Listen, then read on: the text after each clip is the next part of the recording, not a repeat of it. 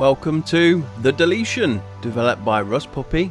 We have an indie puzzle platformer this time around, which was released on the 30th of June 2015. I picked this up for, well, literally pennies.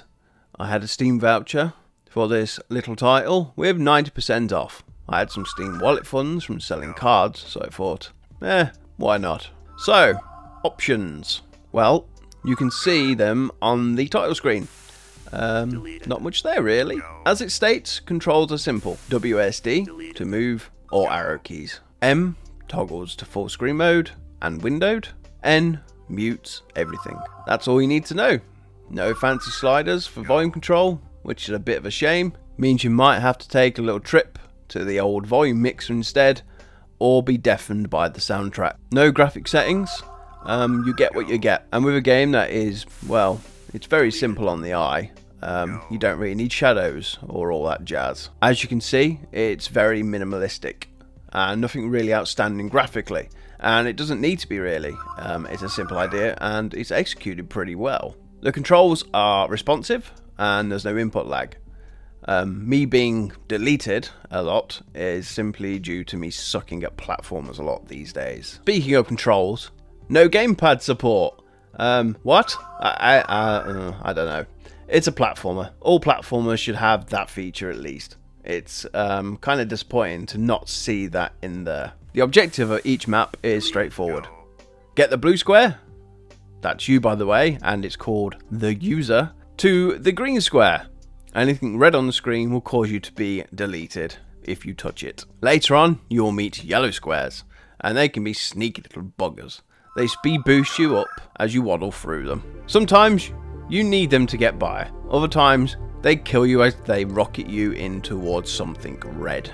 Overall you have 40 levels to get through. I got to 18 before I felt like punching someone or something in the face, which I don't think is too bad for someone of my taste.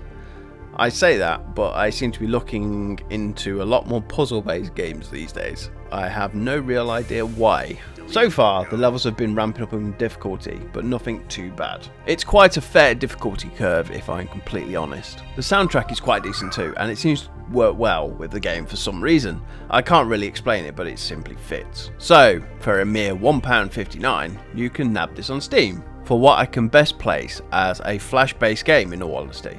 And once you finish the 40 levels, that's it, it's done. There's no point in coming back.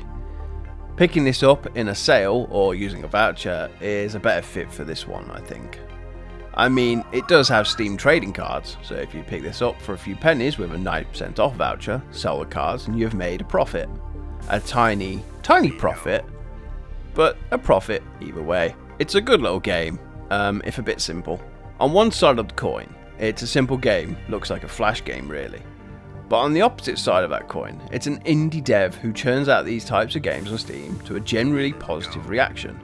And with a bit of support, they will surely give us better and bigger things as time goes on. I think I am slightly edging towards recommending this one. I'm a sucker for a decent indie studio. Link to the Steamstore page in the description. Also a link down there to the dev's website. I'm sure the dev would welcome any positive vibes you can send their way. Now let's see if I can finish level 18 without using foul language.